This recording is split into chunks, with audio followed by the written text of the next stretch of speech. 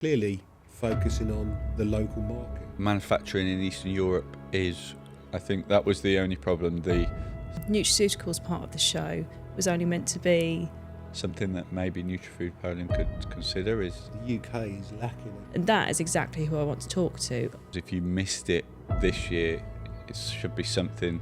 These guys need to watch their backs on a European show because, a show in the UK could end up. Welcome back to a ProTec Nutra podcast. I'm joined by Natalie and Josh, and today we're going to talk about trade show season, which kicked off for us back in April. Yeah. As we discussed in a previous podcast, we were doing 3 trade shows in 4 weeks. So we thought it would be good to recap, I suppose, the good, the bad and the ugly. And what our views and our outtake. And it's, I think the key thing here is it's our opinion and our views, and it's not necessarily what everybody thought. Yeah, I think that's fair. Just our own experiences of these shows.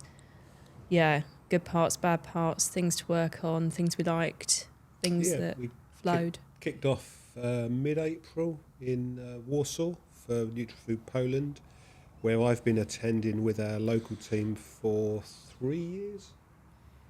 Josh, it was your first trip My across. first trip to Poland, yeah. Supporting our colleague Wojciech. It's a predominantly food-based show, but with over the last 3 years it's grown. The Nutra section is a lot bigger than it was. Yeah, it's got its own dedicated hall now, doesn't it? Some big names there now, which is good. And clearly focusing on the local market, the Eastern European market, which is quite vast and one that we're fairly untapped in. Yeah, I think manufacturing in Eastern Europe is growing, and I think their quality standards are good, but it's generally cheaper, and that's why people look for that option. So I think while we were there, it was all local. I didn't Much so, yeah. didn't meet Poland and the anybody. surrounding countries. Yeah, which was good, and that's the perfect reason for the show. So I think it was well attended.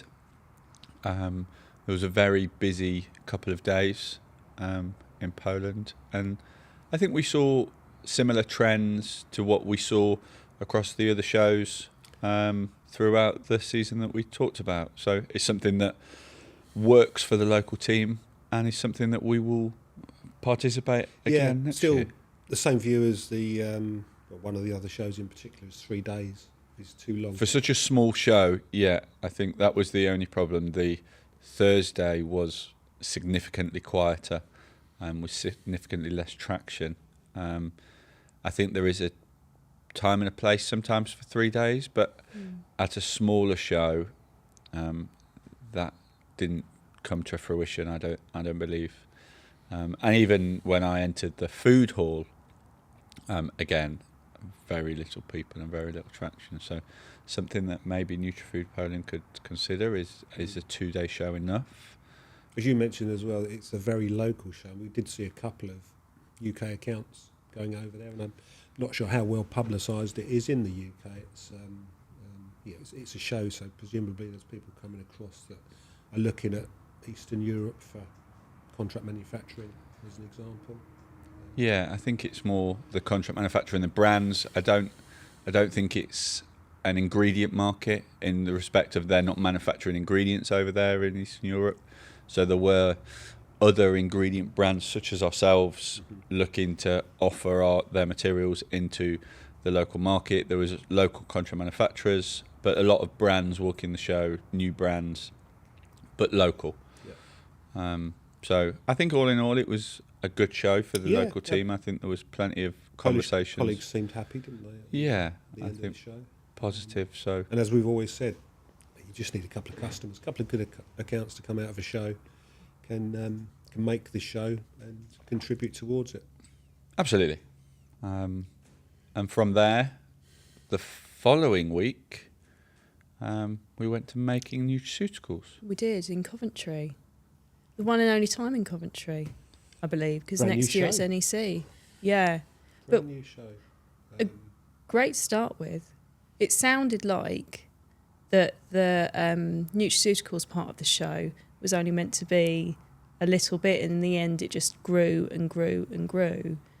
which I think is quite representative of the UK market as a whole, really, because it's so up and coming.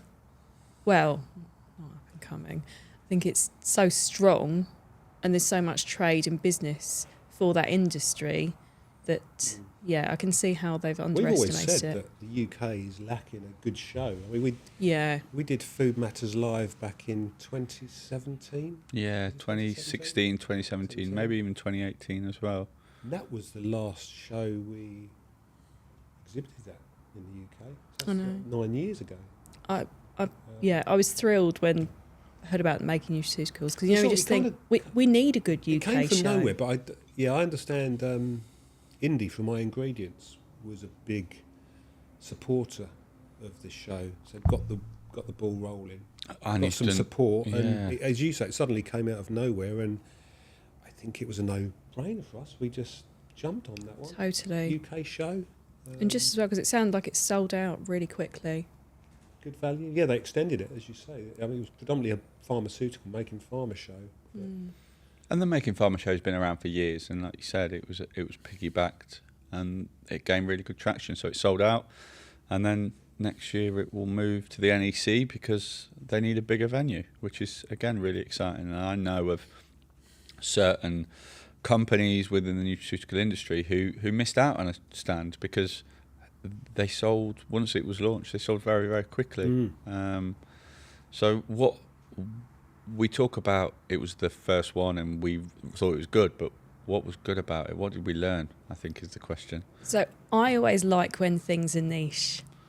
And while the nutraceuticals industry is, of course, not niche, things like Food Matters Live and stuff like that, I think they're excellent in their own way, but it's almost like scattergun. Whereas if someone says this is a nutraceutical show, this bit here is for nutraceuticals, it's going to pull in people from the nutraceuticals industry, which makes it, for me, a worthwhile show. So you're not just getting random people from all walks of life, all doing different things, just having a bit of a look around like a foodie show.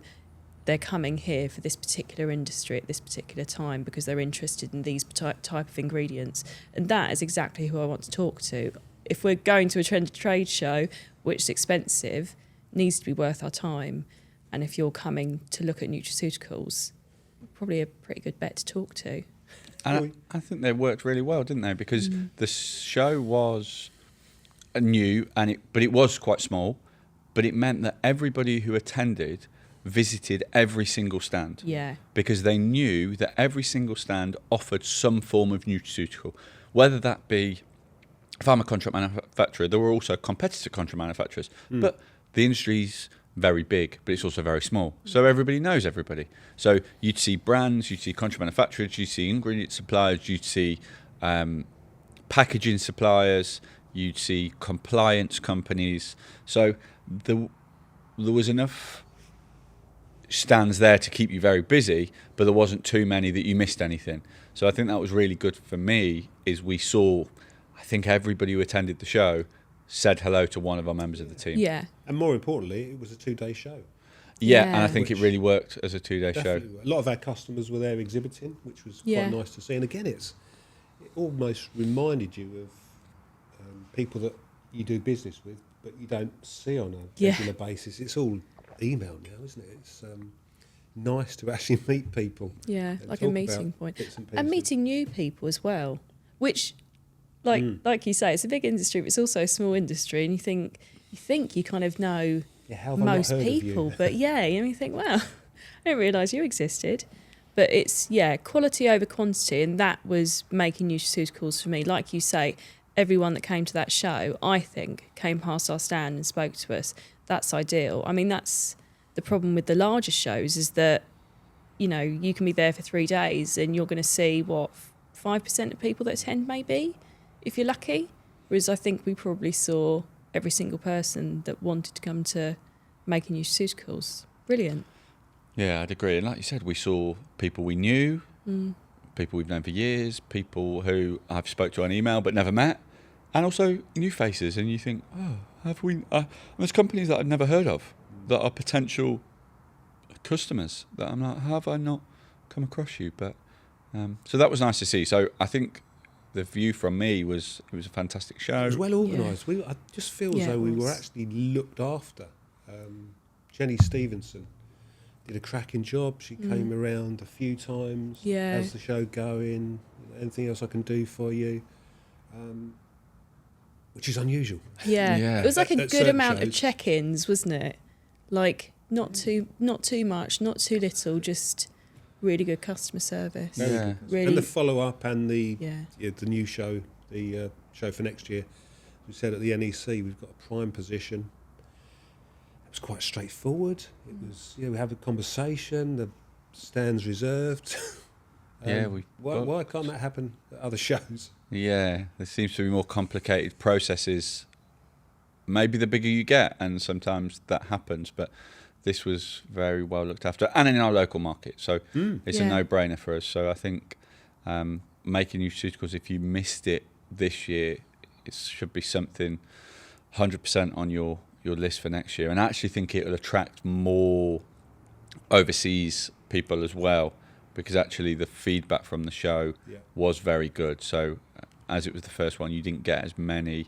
Yeah. And also Coventry isn't that easy to access if you're coming international. So Yes. you might That's fly into true. Birmingham, might Yeah. be your best bet, but then you've still got to get from Birmingham to Coventry, and it's not next door. Whereas now at the NEC, you can fly into Birmingham, you're literally next to the NEC. So I think there was one person I spoke to in particular who said, I just can't get to Coventry with ease. Well, we struggled getting from the hotel to the exhibition. It's all One it's ways. ring roads, one Yeah. ways, Yeah. dead ends. It's wow. To be Yeah. fair, but yeah. But the Birmingham NEC venue has started off at a certain size with a view that if they add more exhibitors or get more exhibitors, then they can extend it. And it's still a big square, which is what you want at a show. You want Yeah. a show that's easy to navigate as Definitely. a walker. Yeah, definitely. And again, we're talking about another show next where things have changed, and that's not the situation. But one big square hall is perfect for anybody. Yeah. I'm like Pac-Man. I like to walk It's like up Milton and Keynes down, of- up Milton and Keynes in down. a show. Yeah, everything's a roundabout. Everything's You know just exactly where you are. straightforward. Yeah. Yeah. Grids. Which I think leads us on to obviously the flagship show of the industry, Vitafoods Europe, which is now in Barcelona. I think we probably start where Gary finished off. It moved to Barcelona. It was in Geneva, and I think it was a welcome change to move from Geneva. However, my view, rightfully or wrongfully, is I preferred Geneva show because Geneva was a big square, essentially. Very easy to navigate, up and down. And although the show was much bigger and you were unlikely to attend every single stand in that time period, it was easy to navigate. So even if you were looking for a particular stand because you had a meeting or whatever, it was clear. Sadly, I don't think Barcelona is the same. So Barcelona is now 1, 2, 4 halls and a walkway, but it's not clearly signposted from the main hall. There wasn't a clear direction of how to get to those No. That was terrible. outside halls. Yeah. Sign. And I saw many people who were like, can you help me? I don't know where I'm going. I'm lost. Where's hall this? Where's a colleague of ours? He rang me and he was like, I've been walking around for half an hour now. I cannot find you. Come and help me. Yeah. The famous Alan Eastwood, who gets himself lost. It's true, at but I home. don't think he was on his own this time. No, absolutely. So, yeah, sadly, I think the layout, and actually it's going bigger again next year, stays in Barcelona, but they've added another hall with another walkthrough. So I'm interested to see how it's It's just the percentage of people we're going to see when it gets bigger and bigger and bigger. I just think the percentage of people we're going to see gets smaller and smaller and smaller, and then it becomes that value for money thing. But then you also, it's such a flagship show, like you say, it's a bit iconic. You have to be there, but it's almost such a lot as of money. though, we've said before, you mentioned about the multiple halls, but the first hall, if you get a space in there, you're going to keep that same space, period, I guess. Whereas if you're somewhere like us, and we've been in two different positions, and we're in a third position next year because we can't get in the hall where everybody migrates to when the show opens, you go into hall 3 and you stay there because there's enough there to keep you interested and entertained. And if you're a without visitor, going elsewhere. you can walk hall 3 for 2 full days Yeah. and not even realise that there is another hall. No. So sick. equally, is there value for visitors because they are seeing all the big stands, and it's no disrespect to these big guys, they have the thing, but actually, me as a visitor, am I missing out on some exciting new innovative ingredient in hall 6 because I simply haven't got the time to manage that, or it's not well signposted to get there? So then do people need to send multiple visitors? So a single company send 10 people to explore Vitafoods, because Yeah. that's the only possible way that you can cover the ground, because Vitafoods is a 3-day show, but it is literally impossible for you as a visitor by yourself to visit every stand Yeah. during 3 days. It's, Yeah. it's not There's possible. no way. I don't agree. I mean, I know we were in the walkway this year, but I'm not sure I agree with exhibiting in the walkway, because you could transit between halls without using the walkway, because there's Yeah. food stalls and tables outside. And if the weather's nice, which clearly it is in somewhere like Barcelona, it's so easy to go outside and miss the whole section. If they just kept it to halls, at least you knew halls were halls. And it is, I suppose, the exciting thing is the industry is growing, and that's why the show is growing. Yeah. Of So it's very course. exciting that it's getting bigger. And I also appreciate that how big a building you would need to have it all in one space. We're But not alone in No. thinking how we think. We speak to other people, and No. unless it's money talks, who you know clearly helps. I mean, we've been exhibiting at Vitafoods since 2016. 2017, but not just at Europe. We've also done Asia. We've also done the food ingredients, health ingredients show. So we've been exhibiting with the Informa company for quite some time. But unfortunately, because we don't require a 100 square foot stand, and they are spectacular, but simply for a company of our size, we don't need something like that. There just isn't space for us in Hall 3 as it seems to be. So, and there's many companies like that. So I think that leads us on to, it's obviously a negative for us, but what were the positives? What were the... We did have good conversations with people that found us, and some people sought us out. And then there were meetings with people that were really interesting as well. And it's a great hub for everybody in Europe to come and meet up. Like you say, everything's done over email, but a trade show, you get to meet people, have those conversations, have meetings. We're all in the same spot for 3 days. Like, that is really handy. So there's all those good things. Yeah, and we saw good people, new people, existing customers. So it wasn't a waste of money, so to speak. No. But we've decided for next year, because we've gone bigger at making Nutra the UK show, we're going to go a little bit smaller for a stand at Barcelona. Yeah. Hopefully in a better position, but why should we give them more money for being in a position that we're not entirely happy with? Yeah. We know it's a show we want to be at and we need to be at, but it needs to be on our terms at some stage. And if making Nutra is going to get bigger, then these guys need to watch their backs on a European show, because a show in the UK could end up being... Yeah, because the NEC is a huge venue and can gain lots of traction. Definitely. But yeah, we had a quiet start to the show, but then the following 2 days did pick up as people started to filter through. I think there was some really promising conversations, but there was also a lot of similar trends. Did you see things? Yeah, I mean, we would say this, wouldn't we? But collagen is always going to be, at the moment, a growing trend. Like, there just seemed like there was a lot of collagen people. I agree. Plant-based in Yeah. general Yeah, but is a then big part.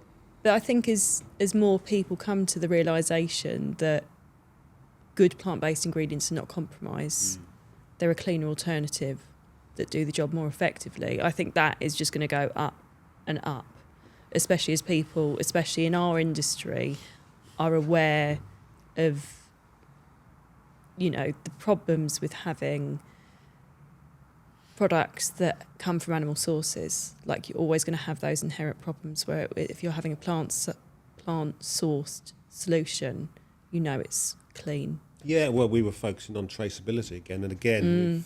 We've seen stands at the shows selling similar products to us with literature with contradictory information on. Yeah, it is scary. Some of the information that I did see in Barcelona that,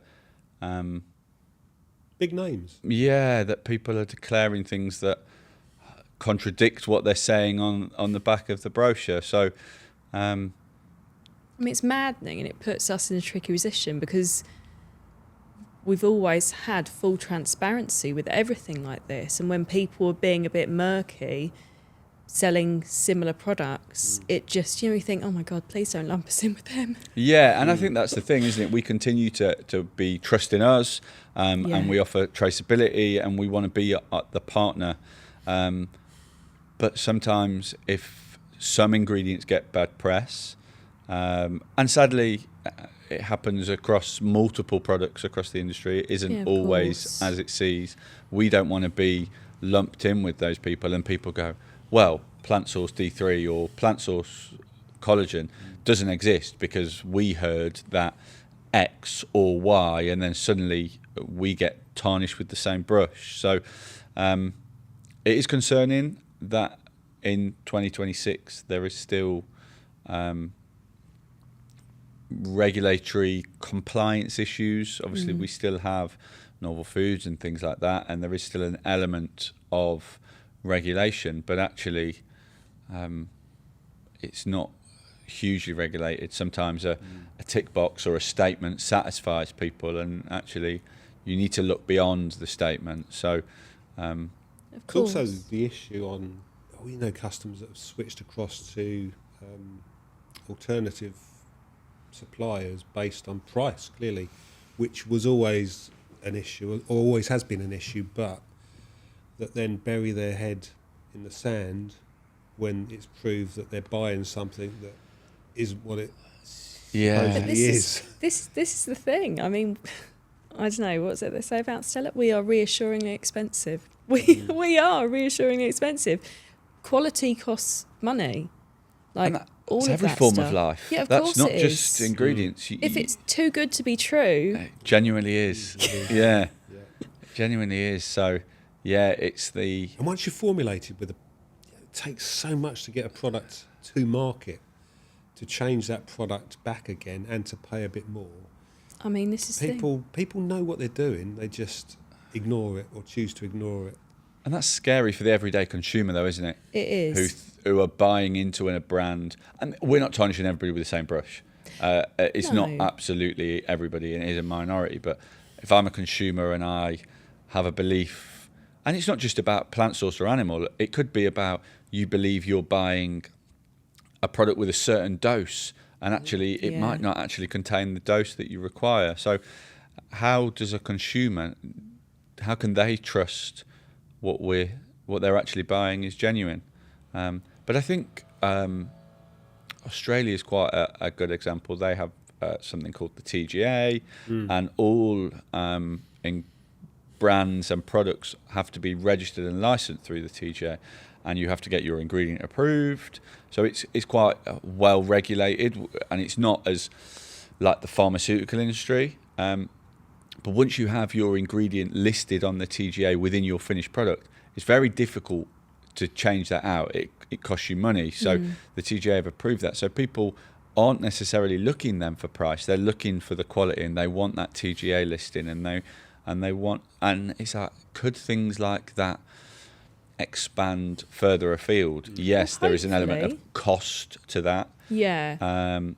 So maybe your supplement in your local pharmacy increases a small percentage, but at least you know you're getting what you pay for. I mean, we are on a bit of a Yeah. crusade with our Trust in Us campaign, but we believe in it so much, and we hate to see other people getting away with things that they shouldn't be getting away with. Oh, it's maddening, and it's not fair on the consumers. Not at all. And, you know, We like to sleep at night. I mean, yeah, call us old-fashioned, but Yeah, and it's scary. But the scary thing for me is that a brand who is very religious in the respect of these are our policies and our morals, they sometimes might not even know because they're using Well, a contract manufacturer that's the problem. who have sent them a statement that says Yeah. this is X, but the contract manufacturer's burying their head in the stand. So Yeah. a brand.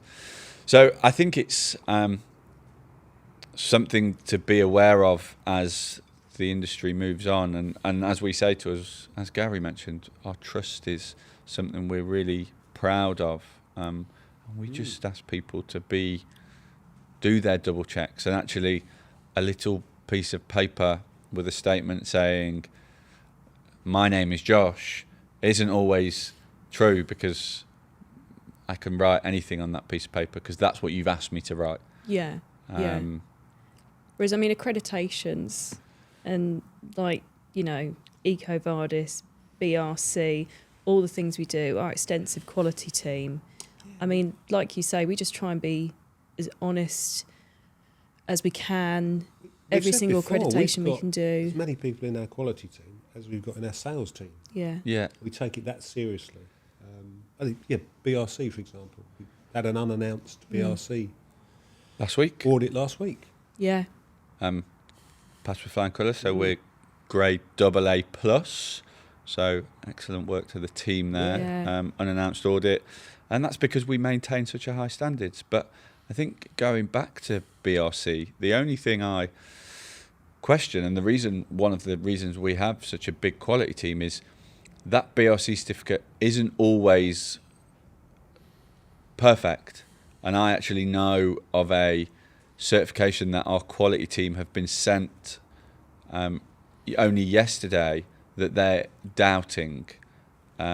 So it isn't simply a piece of paper for us. We do then dig further into that supply chain. So who is that piece of paper? Is this manufacturing partner that we're using, are they actually a manufacturer or are they a trader? And therefore we need to dig. And it's not that we have a problem with traders, because everybody has ourselves, a distributor, we have a place in the market. But then where is the source? Where is that being grown? It's very easy for me to say I've got plant source D3 because I've got a BRC certificate, but actually where are you manufacturing your plant source D3? What are the questions? That goes for all sorts of things. Manuka honey we talked about this morning has been a question in the market and they're going, well, there isn't that much Manuka honey being produced that's currently on the market. So where's the red flag? So actually, just because the price seems to be, I got offered Manuka honey at £100 and they're selling it me for 20. I mean, that's red flag number one.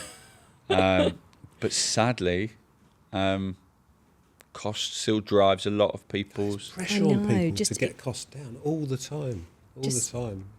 Just can't ignore the red flags. If you're putting your name to something, don't be buying red flags. Or even worse, if you're contract manufacturing for people and letting other people put their brand names to it, please don't be buying the red flag products. Yeah, like, it is.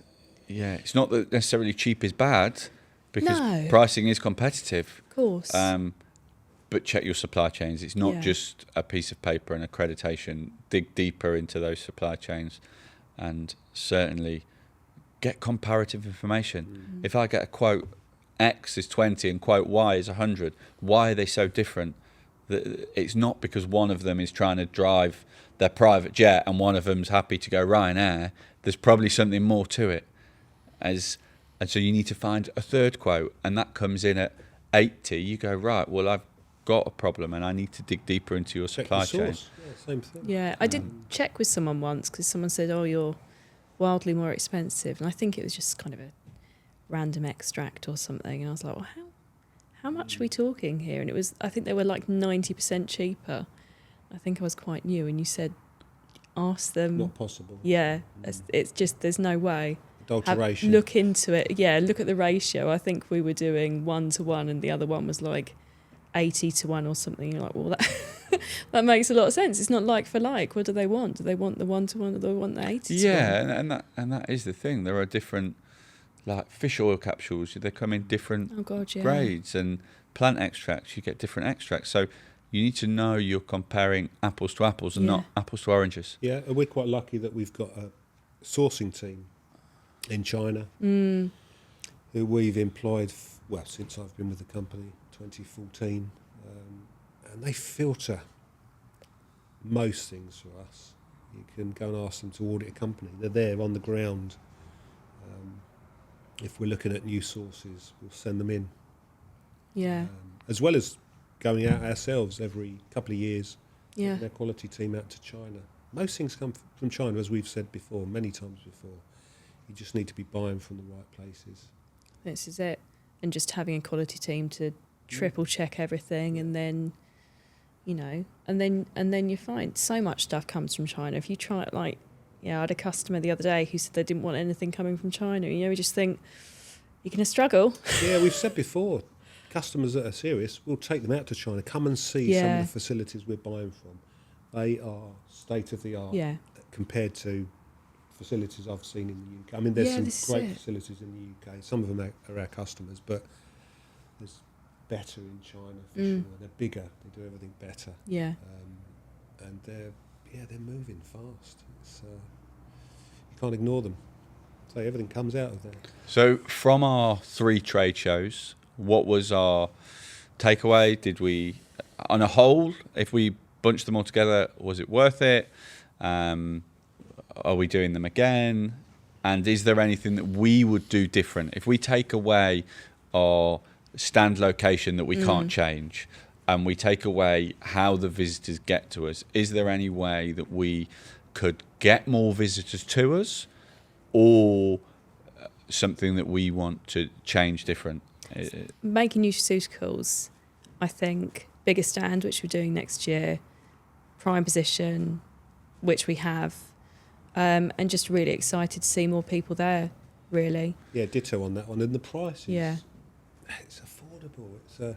It is sensible price for sensible space, which is nice. Not being grabby with the cash. The other one, the Barcelona, kind of feels though we have to be there, but we'd rather it was on our terms. So if we can't get location, then we're going to shrink our space down. Look at maybe doing something outside of the show.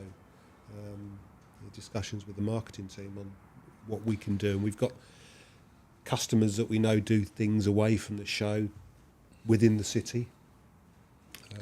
So it's that money that we save on a slightly smaller stand. Where are we going to invest that? Are we going to invest that in beer and tapas? Not a bad option. I think it's an excellent option. Or are we going to invest that in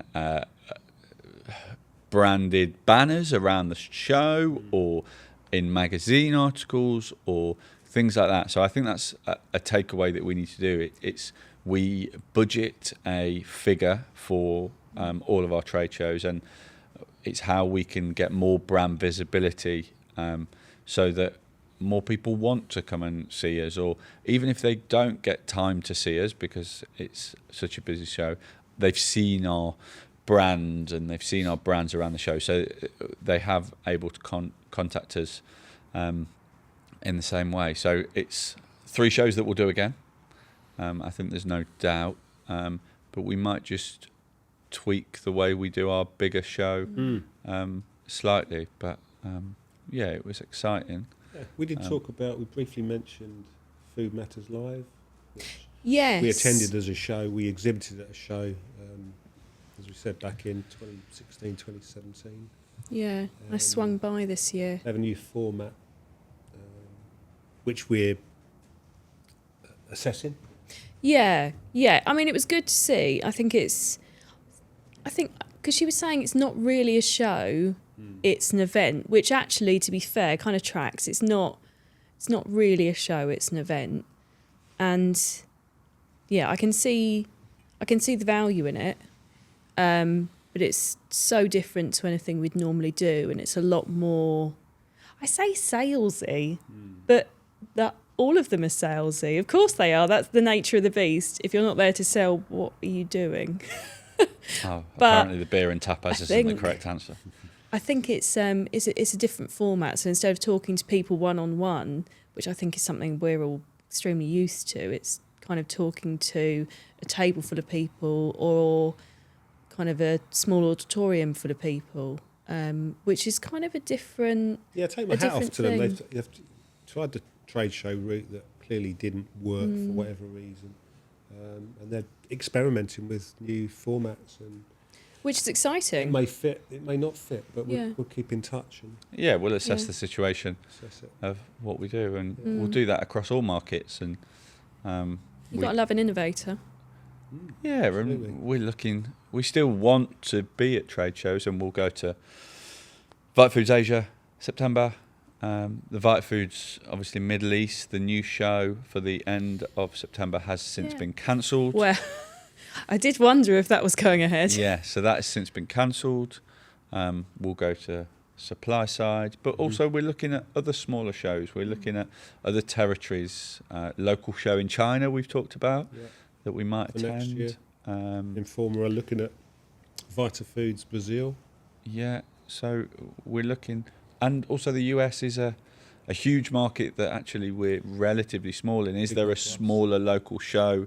I will attend the biggest show, but actually it's the smaller local show. So I think alongside our marketing team, we're always looking to do more. Our money pot isn't endless, but we do want to continue to diversify into different markets. And trade shows have worked for us. There is no doubt that attending trade shows works for us. Yeah. So we want to continue to do that. But actually, maybe I think my overall feedback is actually we find as a small to medium business that smaller shows have proved more beneficial for us over this short period here. We've done 3 shows, and we think the 2 smaller shows have been more beneficial to us. I think that's fair. So Like therefore, magazine advertising, isn't it? You can come out, you can be in a magazine for 10 years, come out for a year, and people still think they've seen you in that magazine. And I think Yeah. possibly it shows it's a similar thing. So if we dipped out of Vitafoods, for example, in Barcelona 1 year, people, I'm sure, will still think we're there. Well, they probably would just think, oh, I didn't get round to that hall. absolutely. No, I think you're right. You think, and they'd send you an email, "Hi Josh, so sorry I didn't get time to see you." Yeah. It's like, I was at home. It may need that to get them to listen to people. It's Maybe. like a treadmill. It's just the same story every year. So let's say, sorry, we're not going to do it this year. We'll miss a year. Just We'll go the for following year. We can't personal be- reasons, what are we going to spend that money that we save? Is there like a little holiday we can go on? Because it's quite expensive to exhibit there. Beer and so tapas. beer and you know what? Fine, cancel the stand. Quite a lot. We're done. Deal done. But yeah, they can't have everything their own way. It's and we're not the only people that think like that. But they need to listen. Need to listen to people. They want our business. We want to be there, but it needs to be fair. And yeah, Doesn't we seem want fair. to stay connected to the industry and the trends that are happening, and connected to our customers. So we'll continue to exhibit at trade shows, I think, is the overall takeaway. But we found more focus in the Just got smaller to weigh ones. these things up. I mean, we have booked for next year, Vitafoods, so Yeah, and it wasn't a waste of time No. by any means. But there were lulls in traffic yeah. through our stand. So Although the pigeons remained constant. yes, there was a lovely flow of pigeons through the stand. Just the occasional duck pigeon. Or a little bit of poop that landed on the stand. God bless George tidying that up. Thanks for joining us. If you have any questions or there are any topics you'd like us to cover, then please let us know. Get in touch. Next time we're going to talk a little bit more about marketing. So we're going to have George in the hot seat, and we're going to talk about what we do outside of trade shows. So our campaigns, our email shots, and everything more.